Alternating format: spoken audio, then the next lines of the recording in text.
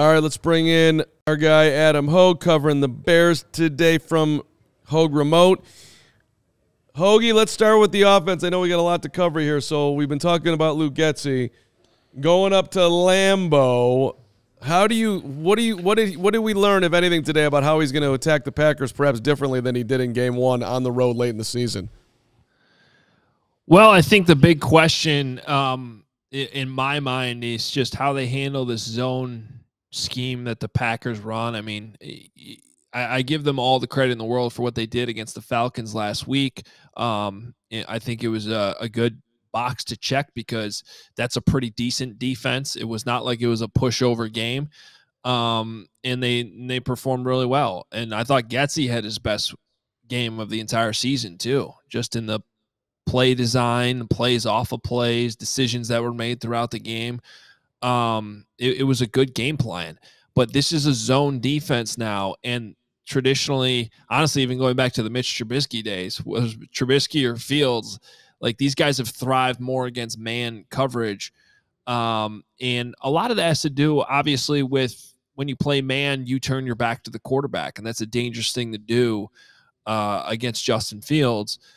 And that's not what this Packers defense is going to do. They're going to play with their eyes forward. They're going to keep their eyes on Justin Fields the entire time, whether that's him running or him throwing. And it's all about timing. It's all about rhythm. And when we talk about Justin Fields' weaknesses, we talk about timing most of the time. And so that's really the thing that I'm just focused on. And in terms of, honestly, what you guys were just talking about, I think this game does matter. I don't think the decision's already been made. I don't know what percentage of the pie this game carries, but not only do I think it carries more than most, I think it should. Not only is this your biggest rival and you have not beaten the Packers in your career, but also the style of play. Can you do what you did last week against the Falcons against this defense, which, oh, by the way, hasn't even been playing that well? So if there was a zone defense that you should be able to pick apart and have a good game against, to me, it's the Green Bay Packers team right now. Was there any talk about how much different they're playing now from when they played them week 1 and how they'll approach that differently? You know, because it just felt like they were trying so hard to make Justin Fields a pocket passer earlier in the year, and I'd imagine they're going to try to attack this much differently this time around. Yeah, I mean, I would hope so. I mean, no, there wasn't talk about that. Luke Getsy's not going to get up there and give us his game plan as much as I would definitely appreciate, having a copy of the call sheet ahead of time. But that's kind of common sense. It's a good question. I mean, if I'm the Packers, I'm not expecting Getsy to call a game the way he did week 1. They need to be doing more of what they've been doing as of late, getting Justin Fields on the move, not being afraid to use the quarterback run game. These are all things that we know. Not only does he play better with, but it's the style of play that this offense should be using with the weapons they have at hand. Now, one other note that doesn't necessarily have to do with Justin as much as it does that guy that just popped on the screen there with his thumbs up. DJ Moore, great timing, Law. That was phenomenal. I'm good at what I do. Yes, you are. It was like he was reading my mind there. The success DJ Moore had in the slot last week, first of all, I loved it. Like, you have a dynamic talent like that. Use that. It honestly shouldn't have taken Darnell Mooney to be out to do that. But whatever. We're here. You did it. It works. I'm fascinated to see how much they do that this week. It looks like Mooney, don't have today's injury report yet, but he didn't practice yesterday. I'm guessing he's not playing. Regardless, with Jair Alexander back after his 1-game suspension for not being a captain, which was hilarious, but also being a captain at the same time. Remember a couple years ago when they moved Devontae Adams around to avoid Jalen Johnson, right? Like, and Jair Alexander's a little bit more proven to be able to move around, but that's the same type of concept. Like, this is now you have the veteran good wide receiver in this matchup. How are you going to use him as a chess piece within the offense to create more favorable matchups, which they did successfully last week? Yeah, only 2 catches in the first matchup against Green Bay. Yeah. So Hoge, you're moving the ball on me a little bit in terms of my opinion about how important this game is. I think I said it somewhere around 5%, which I think is a pretty good number.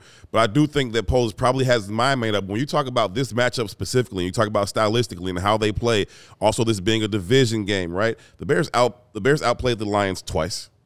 They beat Minnesota in Minnesota.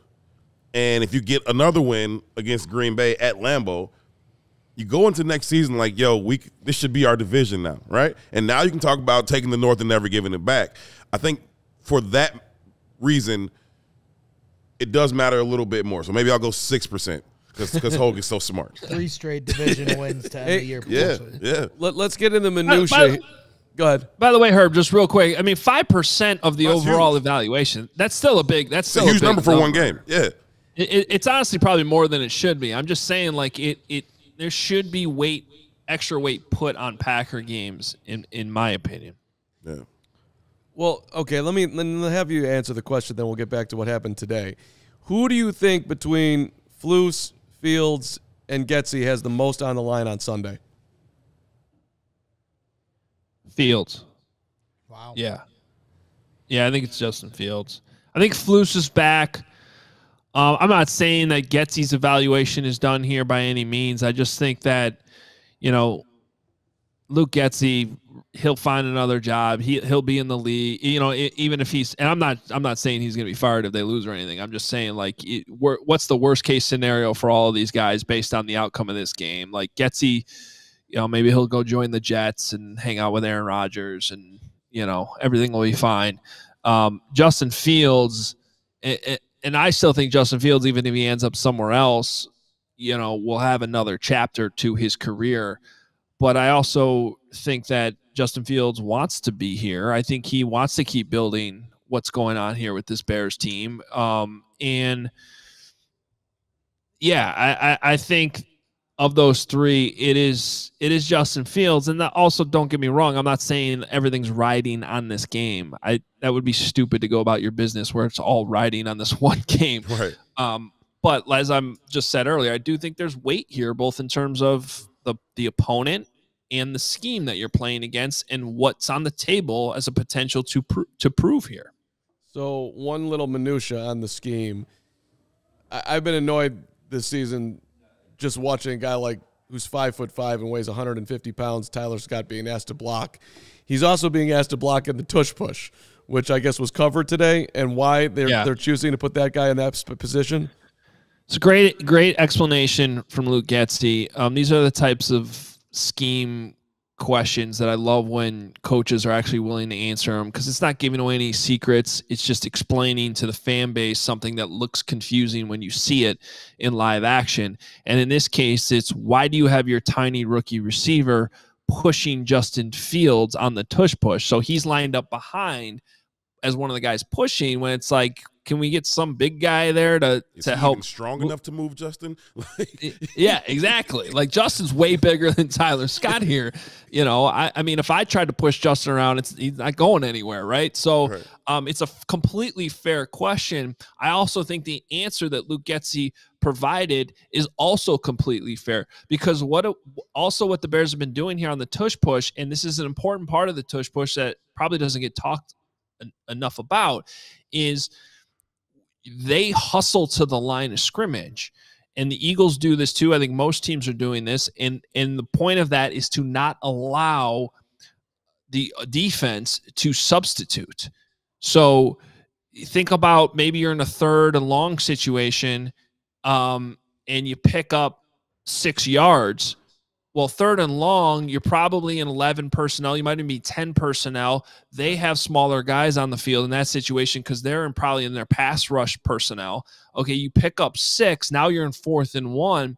Well, now both teams have smaller personnel on the field, but it's in your best interest as an offense to not let the defense get out of what they're in. So, like anything else in football, there's pros and cons to it. By rushing to the line of scrimmage, you're trying to run this out of perhaps 10 personnel, 11 personnel, and that just means Tyler Scott has to be one of the – you're going to have a smaller guy back there. Yeah. And that's why sometimes you've seen the Bears run this with Cole Kmet pushing, where they're in heavier personnel, and sometimes they're in smaller personnel with Tyler Scott, and it's just based on what they're in the down before. So the alternative would be like, well, sub out of it anyway. Well, now they get to sub out of it too and get, perhaps their big ass nose tackle back in the game, depending on the situation. You probably rewatched the game more than I have since Sunday. Maybe correct me if I'm wrong here. I thought he subbed them in. Which is still possible. It doesn't change the point. I still like the point of you're getting the defense's small personnel. It doesn't change the point. But I think he went a step further, and I think he brought them in so he can get a nickel package or whatever to be able to do it. And I'd have to go and double check that because this wasn't even on my radar today until the question was asked and answered, and I thought it was a good answer. And in that case, that would have been a great follow up if that's indeed the case. But it's just still, regardless, it's a good explanation for why sometimes you have different players in the backfield than others, and there's pros and cons. Like every other football X's and O's, play. There's always some of this going on, and so I like hearing about it. Shout out whoever asked that question. You want to give some credit? I didn't hear it. I think it was. I don't know, guys. I'm not there today. Yeah. I don't know if you noticed, but I'm in my office. No, I see you. I thought. I don't know if you noticed. I thought you might have heard it, but it feels like a Cronin, but maybe it's not a Cronin. All right. Whoever it was, congratulations. Yeah, just want to flip it to the other side of the ball, with Jordan Love having a big day here last week against the Minnesota Vikings.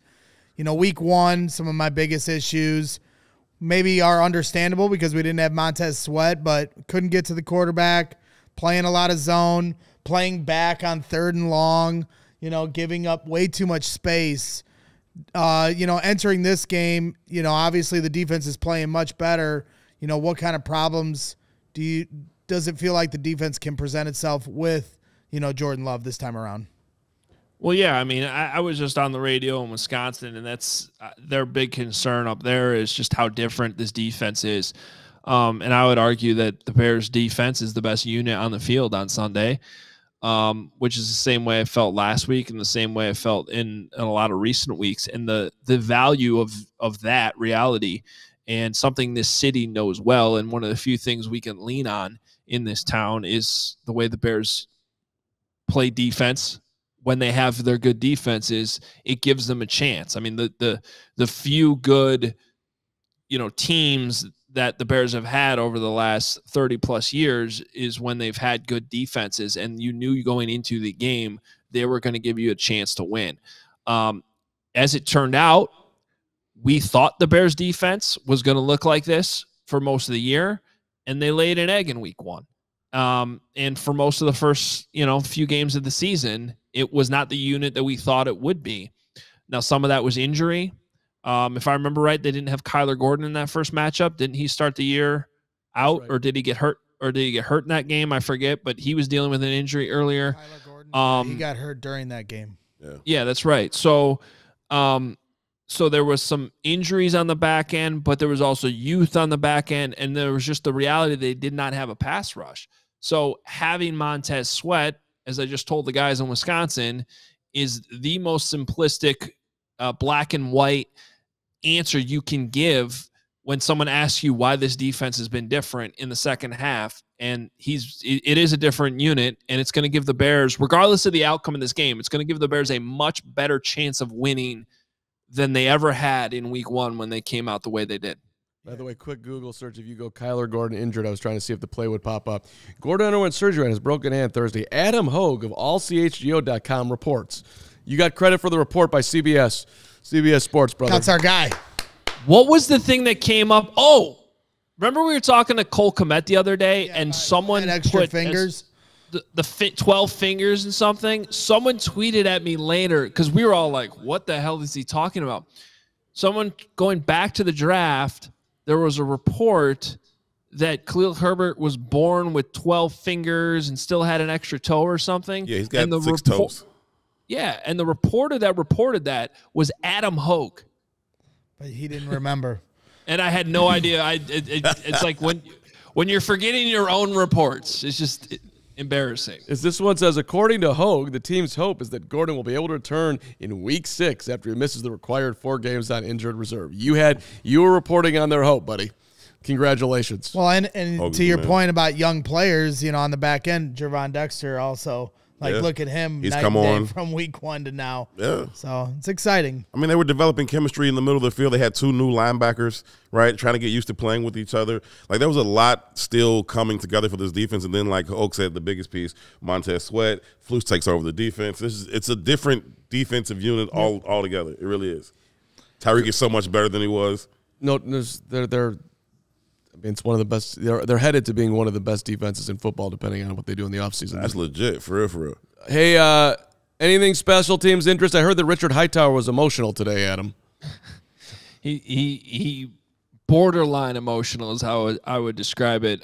He was discussing the kick 6 that the Falcons almost got before halftime, which was an interesting follow-up to the discussion from 2 weeks ago when the Bears did not opt for that kick in Cleveland, and Richard Hightower explained the reason why they were outside the monster kick line. There were some good questions asked today about why they attempted that kick when Younghoe Koo had missed 2 kicks in that direction already in that game.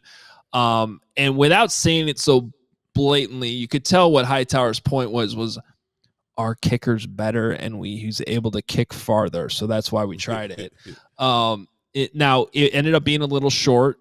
He was happy with the kick. He thought that Cairo Santos got all of it. And it just came a little short, which as he explained 2 weeks ago with this idea of monster kicks, when you're kicking them, it might be a 1 in 10 chance you even make it. Right. So you better be ready to cover, which is what they were. That you practice it all the time. Now, the emotional part came in with he was just really happy with everyone's effort on the play. He singled out Lucas Patrick. He singled out Robert Tonyan, who ended up being the guy that got him down, I think. Yeah. And just nobody gave up. You're in a situation where you have 300-pound linemen running around trying to chase who's usually the fastest player on the field. And that's why a lot of times you see these kick sixes happen.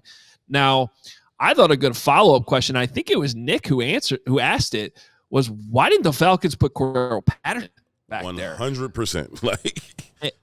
And I don't have the answer for that. And I kind of giggled at Hightower's answer because he was like, I don't know. Basically, like, that's what I would have done. So, in fact, he even brought up Devin Hester in that moment, which, bringing us back to Sunday, was why my reaction to that play was what it was, which was, this is why Devin Hester's a Hall of Famer, because he would have made that look easy. But regardless, the emotional part was just he was so proud of his guy's effort in that moment to get him down. It was a big play. I asked Cairo about this in the locker room right after the game, and he said everything Hoge said. He said, I hit the ball perfect, right? He said, I hit it exactly how I wanted to. It just didn't make it. But he said that the wind was kind of flipping on Sunday, and it was, right? One minute you look up, the flags were that way. Yep. Next minute you look up, the flags were that way. He said on the sideline, and there was a thing, they were trying to, get Flus's answer on why they kicked it. And Flus was like, I can't remember, I think it was Joe Lewis who asked him, and Flus was like, you think the wind was blowing in his face? He's like, no, you're wrong about that, right? And they were making it like Flus was wrong or lying, and he really wasn't. Cairo said on the sideline, the wind was at his back. He said, I walk on the field. He said, like I do all the time, I grab the grass, I throw it in the air. He said, the grass came right back in my face. And then I looked over at Hightower, and it was like it was just too late. So we had to go ahead and kick the ball. But he said, I hit it perfect. And I was like, well, why didn't Cordero Patterson on it? He was like, I don't know, but I'm glad he was. Because they got him down with basically 3 arm swipes. I think Rob Tonyan got a swipe, and Cairo might have got a swipe, and Lucas might have got a swipe. Cordero runs through all of those swipes. You know what I mean? And scores. He shouldn't have fallen. Yeah. No doubt about it. Yeah. And this is getting a little way inside special teams, but that's a real thing. And one of the reasons why Soldier Field is considered, the toughest place to kick is the wind swirls. It can change direction, even if it's not changing direction, consistently outside the stadium. It swirls inside.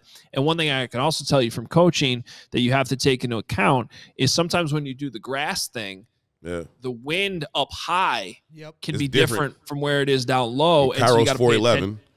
Yeah, you got to pay attention to those flags. Right. So, even that grass little thing you do doesn't always tell you what the true wind direction or strength is. 100%. So everybody knows that, Hightower loves Hoge more than anybody on the beat, but I think he might like me second. And I bumped into him in the locker room after the game too, and he was like, "Yo," I was like, "Yo, the kick." I had just got done talking to Cairo, so I told him what Cairo said, and he was like, "Listen, that's why like I give y'all so much information." He's like, "I told y'all the truth about the Cleveland thing." He's like, "I give y'all all the information. I'm telling you what's going on." I'm like, "I appreciate it, Coach. Thanks, man." There we go. I love Richard Hightower. Hey, two more things. We can't cut off special teams conversation. Trenton Gill got some love, and what are they doing, by the way, with the Patrick Scales injured situation? Who's going to be the long snapper? Yeah, so I was surprised to hear this, and I wasn't there to ask what might have been my follow-up, but Hightower mentioned that Flus named Trenton Gill the player of the week the last 2 weeks. Now, I'm guessing that's special teams player of the week and not overall player of the week. That would have been my follow-up just to clarify. But the point is, and the question came from just how Trenton Gill has been struggling, right, this season. But he has been better the last 2 weeks. And Flus did mention even after that Cardinals game, the punts that helped them, with field position to get back in that, or not get back in the game, but to, help close the deal in the second half. So Gill has bounced back the last couple of weeks. I just think that's important to note going into the offseason, because a few weeks ago, I think we were all wondering, man, do the Bears have to add punter to their list of needs in the offseason? And maybe they'll still look at that. Maybe they'll still bring in some competition.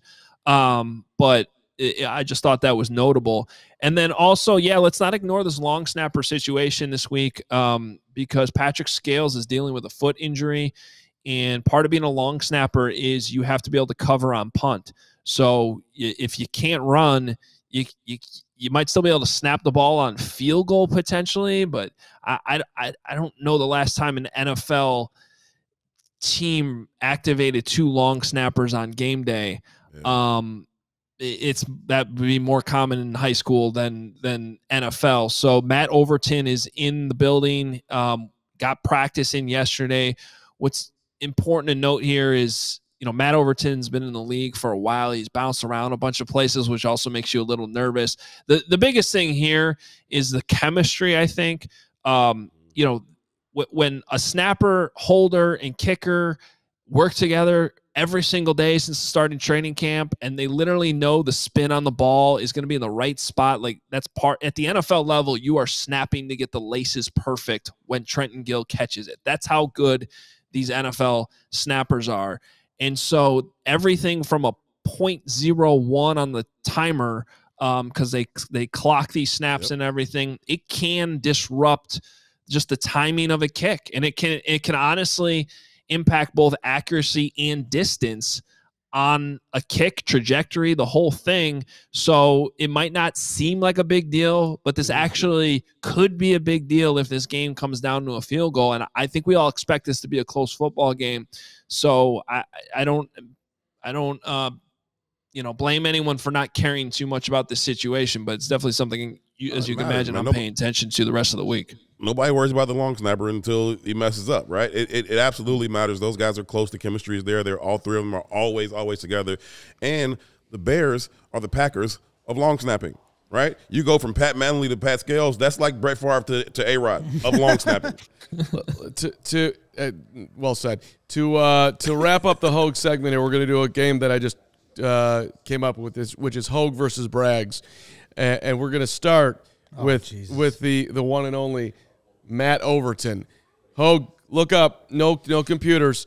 You too. You got to stare right at me. Name a team that Matt Overton played for. Braggs. He's played for 5. The Giants. You got to guess. Played for 5 teams. The Giants. The Giants is wrong. Hoge, can you name a team that Matt Overton played for? I don't know. Omaha Nighthawks. Wow, he went deep. We did this yesterday. Wow. We named all the teams yesterday. We did? Yeah. Where was I? Remember? I don't think we did it on this show. Nick we definitely looked it Moriano up. on his hit gave you the background on Matt Overton.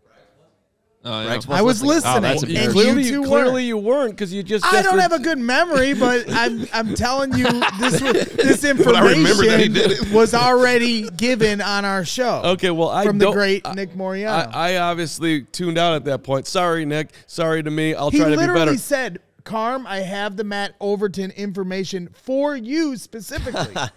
Well, and I'm That's playing, why I tuned out. The point is that I'm playing the Matt Overton trivia game, and you're failing. So, Ho, can you name an NFL team that he played for? Can you win this? Titans. That's correct. You got a chance. Leave me alone. Okay, so you lose that one. Now the second one, Braggs, we'll start with you. Who did the Bears sign to be potentially the backup quarterback on Sunday? Hogue, do you know? Oh, it's Matt. Starts with an S. S is the last name. And he's local. I can tell you his high school, Marion Central Catholic. That gets me the win. Come on, I just can't remember his last name. He did go to Marion Central Catholic. His name is Chris Streveler. It's just like I said, Matt Streveler. the Streveler. Bear or not a bear? There we go. If you can name where he went to college, there's two of them. I'll be real impressed. Either of you in this whole game, you're losing, by the way. Just leave me alone. Colorado School of Mines. Close. Illinois State? Ashland College. He went to Minnesota, then transferred to South Dakota. Know your Bears if he has to come in on Sunday. He's most recently played for the Jets. And that will be, he was a Grey Cup champion, by the way, in 2019. He was the CFL rushing touchdowns co-leader in 2019. Hashtag welcome to the Bears. Our guy, you played for the Winnipeg Blue Bombers. There's a sweet picture of him with his shirt unbuttoned, and he's got sunglasses on. Chris Streveler, baby. Chris Streveler. Bring it. Well, That's all I got. Thank you, Hogue. We all silly like the mayor.